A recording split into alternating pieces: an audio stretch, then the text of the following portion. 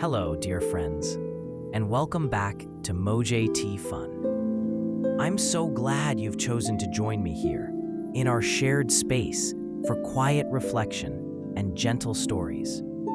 It's truly wonderful to have you find a moment of peace with us. Have you ever noticed how the deepest transformations sometimes begin not with a thunderclap, but with a quiet whisper, not in grand pronouncements, but in the patient tending of something small, something almost forgotten? Real magic, I believe, often lies hidden in the steady, quiet work of the heart, in the rediscovery of beauty where we thought only dust remained. Today, I want to take you on a journey to a place touched by time and silence, and share a story called The Gardener of Forgotten Blooms. It's a tale about a man named Elias, a neglected garden, and the slow, beautiful unfurling of life, both in the soil and within the soul. So, if you're seeking a few moments to breathe, to let the noise of the world fade away, find a comfortable spot. Take a slow, deep breath, and let's step into the world of Elias and his garden together. I have a feeling we might find something beautiful blooming there.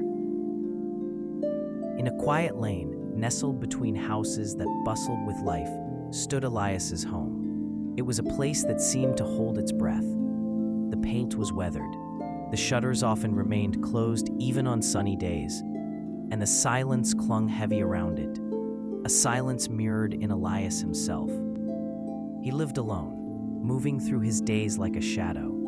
The bright spark that once danced in his eyes, long since dimmed by a quiet sorrow, a loss that had settled deep within him years ago. His garden, once his pride and joy, mirrored the state of his heart.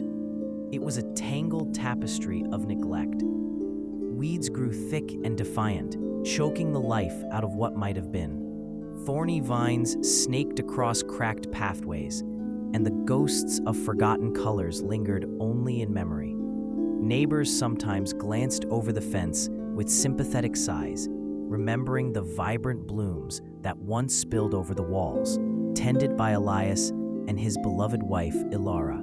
But now, it was just forgotten. One gray afternoon, while rummaging through a dusty shed filled with the echoes of the past, Elias's hand brushed against something familiar. A small, worn wooden box.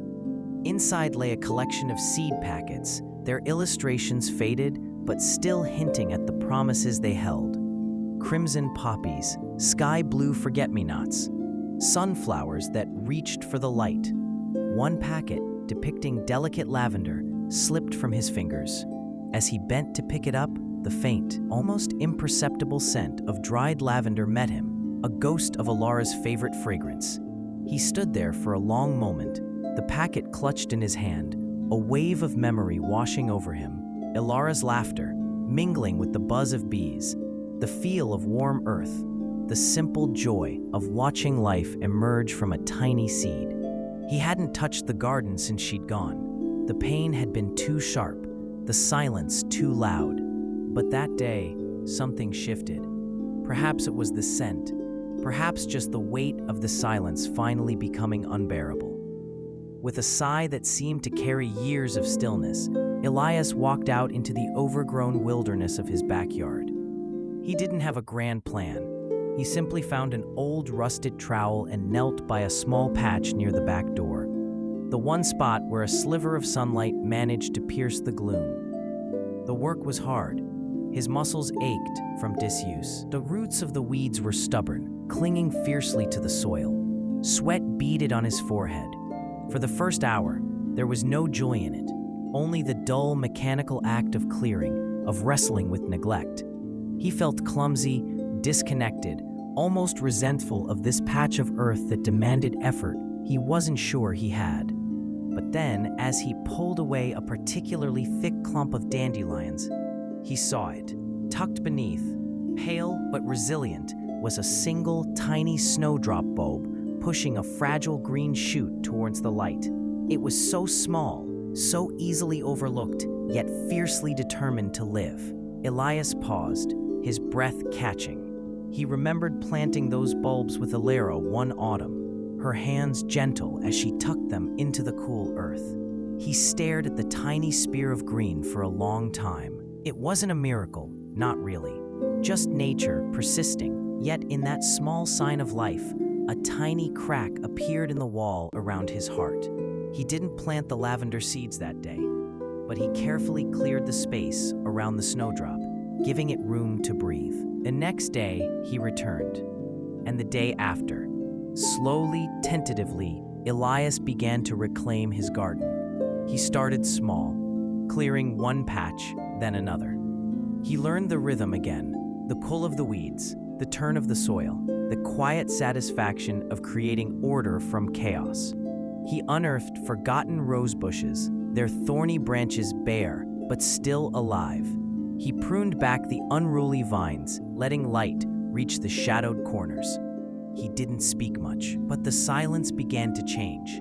It was no longer empty, but filled with the rustle of leaves, the chirp of a curious robin that started visiting, the soft thud of the trowel hitting the earth.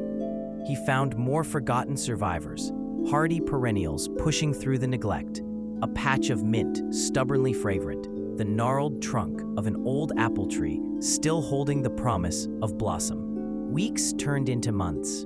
As spring warmed into summer, the garden began to awaken. The rose bushes, pruned and fed, hesitantly put forth buds. The seeds Elias eventually sowed, the poppies, the forget-me-nots, even the lavender, pushed through the soil.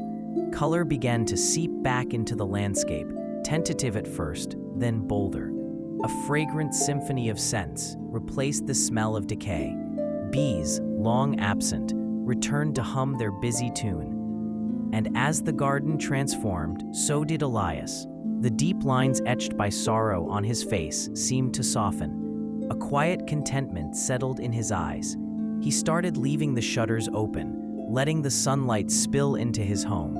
He would sit on the old wooden bench he'd repaired, not lost in sad memories, but simply observing. The way a ladybug climbed a stem, the pattern of sunlight filtering through the leaves, the unfolding of a poppy petal. He wasn't the man he used to be, filled with buoyant laughter, but the heavy shadow had lifted.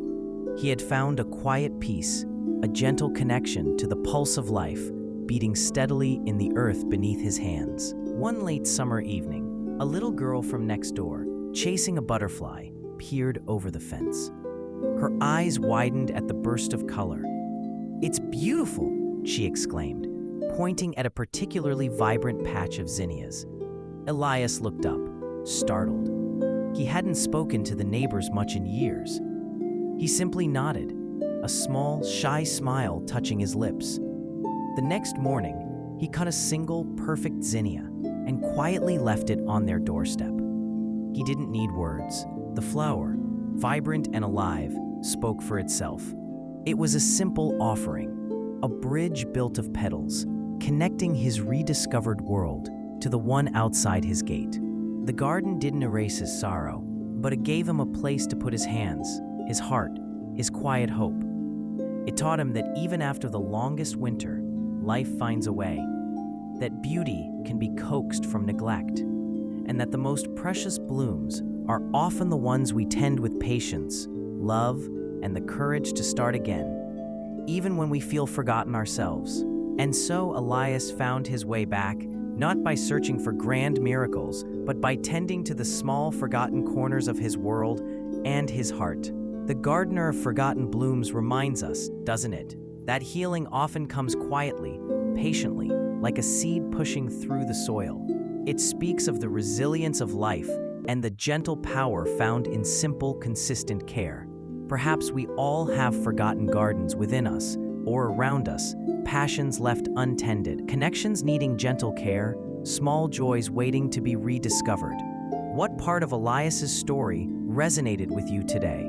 Is there a small corner of your own life you feel called to tend to, however simple it may seem?